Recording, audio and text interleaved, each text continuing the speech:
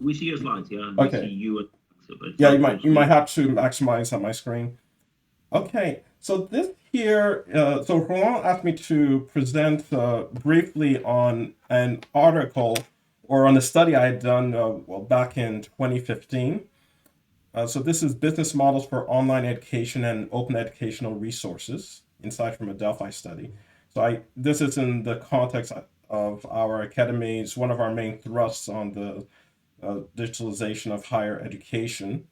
So with a student, a research assistant, I carried out a Delphi study on this topic, and I'll just go very quickly over this. At that time, I was at Concordia University in Montreal, so that's why I have that as uh, the slide profile here.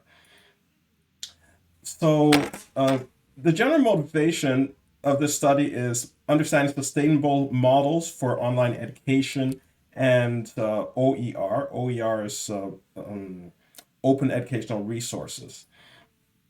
Uh, well, generally, I guess I don't need to. I'm not giving a full presentation. I'm trying to give the minimum that we really need here. So we all understand the importance of online education. Uh, Open educational resources, though, in particular, is kind of like the open source software of educational materials.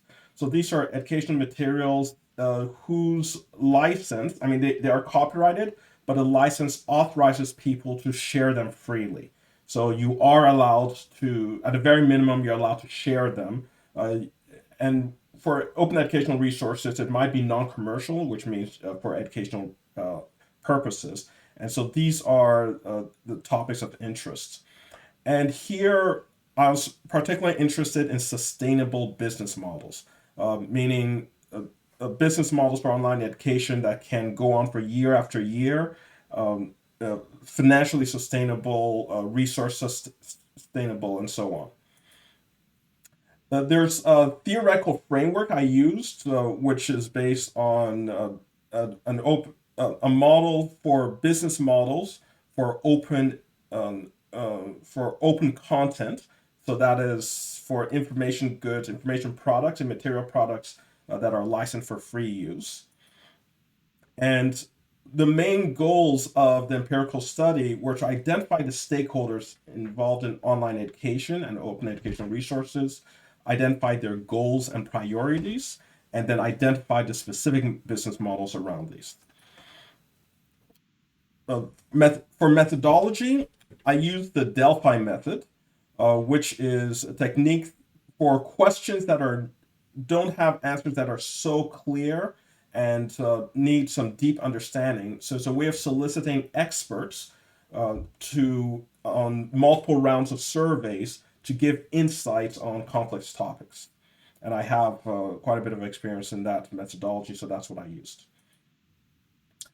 Uh, Without going into the details of how the methodology played out, uh, we came out with 18 business models after consolidating, going around 3 rounds with experts. So, of the 18 models, we identified the top 10. And first of all, top 8 existing models, and then top 2 future models. And the top or the ranking is based on the experts' ranking of the promise, the white, generally the importance of the models. And importance was very broad in sense of these are models that need serious consideration, and they had a more detailed discussion on these.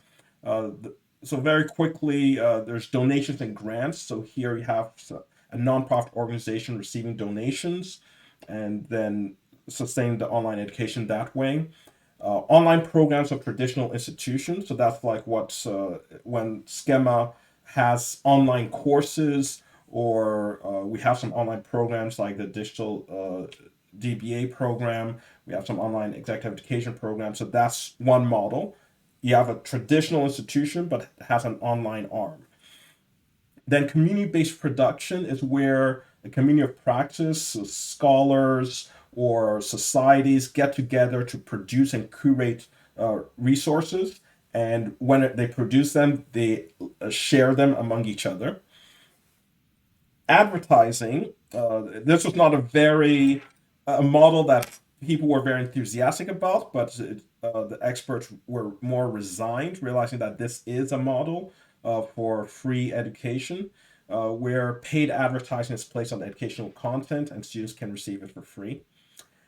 There's cooperative production consortium where institutional members, so a number of institutions, coordinate to create and distribute content. So this might be similar to what MIT and Harvard have been doing through edX. Then there's governmental or foundation sponsorship. So some governments launch an online education initiative where they provide government funding, or there might be a large foundation that has such an initiative. That's different from the first one. The first one comes from mainly private and smaller donations, but government and foundation sponsorship is funded at least 90% or more by these huge institutions. Institutional subscriptions are where institutions such as schools, maybe schema, subscribe to receive content. So the content is not free for everyone; it's only for institutions that pay, and they can use those for for their students. Somewhat like the Harvard Business Publishing subscription that we had signed up for, but I think we're not renewing that. Then a selling course experience is the model where a lot of online programs use, like Udacity, where the videos and course materials are free. But if you actually want a teacher to respond to your questions, to grade your work, and actually get a certification, then you pay for that administrative side. But if you just want to watch videos, do exercise on your own, then the materials are free. So these are the top 8 existing business models. Then back in 2015, the experts also identified 2 potential business models. One was where content creation by classroom students. So where there are projects in classes where the students themselves create content and as a classroom project, but then they then make that content available for others. Then another is content creation by MOOC students, and that's very similar to the first, except that the MOOC students are not, they don't know each other, they don't meet each other physically, so it's not an intense project based focus. It's a more highly distributed form of creation. Okay, so these were the top 10 models. In the article, there's 8 other models which were recognized, but here I'm just giving a very quick overview, very quick introduction. Chitu, those 2 here's some potential models, do you know whether they went anywhere? So I've not seen, for the potential models, I've not seen anyone actually implementing them.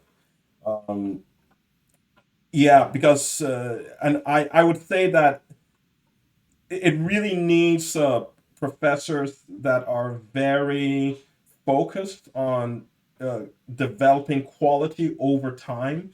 But when you mix that with academic grades, it's tough to get the quality you want when students are doing it in the just in the course of student projects. Some projects will be good, some might not. But I'm not aware of a major initiative that is producing high quality content through this approach.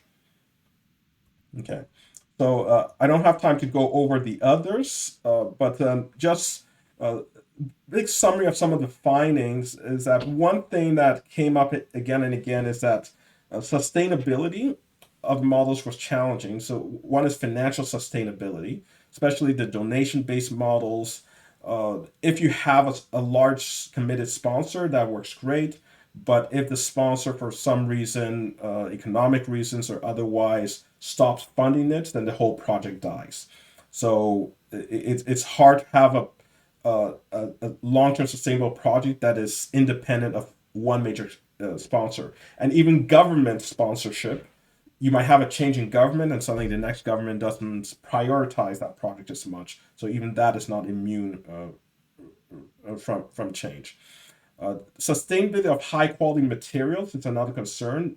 A lot of projects do produce high quality materials, but after a number of years, to keep them updated is another thing. It's not like a textbook where professors are incentivized economically to update editions. It's not always sure that high quality materials will remain so year after year when maybe the information is not so up to date. Another issue that we really looked at is the feasibility of open educational resources.